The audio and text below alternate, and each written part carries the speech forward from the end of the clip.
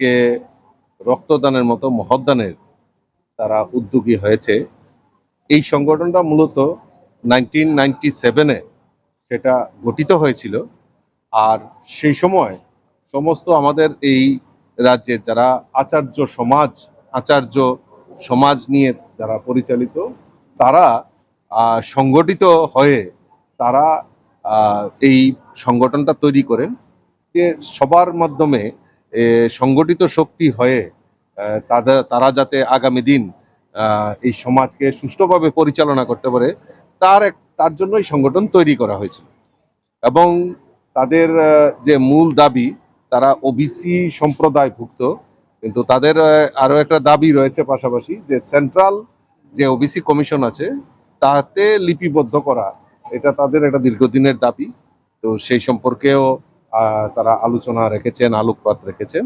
তবে সবচেয়ে বড় জিনিস যেটা, যে তারাও সংগঠিত শক্তি হয়ে এই সমাজের জন্য, সমাজ পরিবর্তনের জন্য, সরকারকে সহযোগিতার জন্য তারা যেভাবে এগিয়ে এসছে, এটা বিশেষ মানে তাদেরকে প্রশংসা করছি, তাদেরকে উৎসাহিত করছি।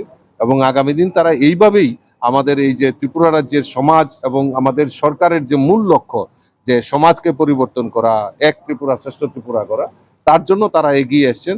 আগামী দিন তারা আরো বেশি করে এগিয়ে আসবেন, এই শুভকামনা আমি করছি।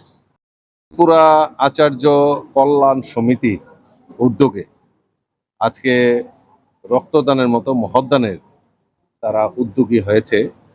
এই সংগঠনটা মূলত 1997-এ সেটা গঠিত হয়েছিল।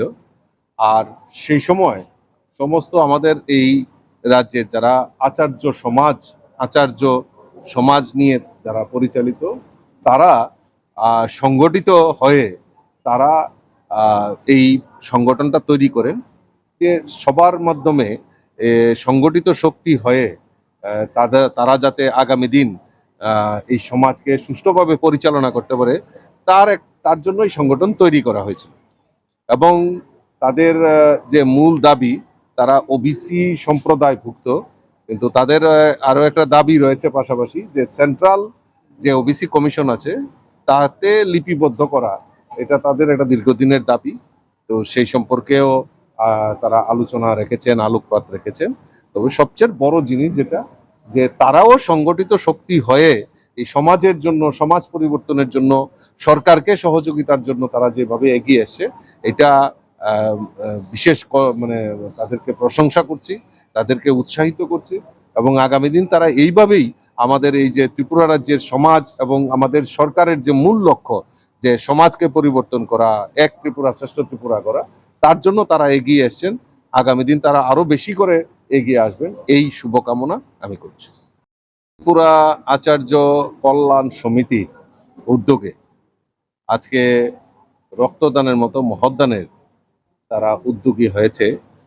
এই সংগঠনটা মূলত 1997-এ সেটা গঠিত হয়েছিল। আর সেই সময় সমস্ত আমাদের এই রাজ্যের যারা আচার্য সমাজ নিয়ে যারা পরিচালিত, তারা সংগঠিত হয়ে তারা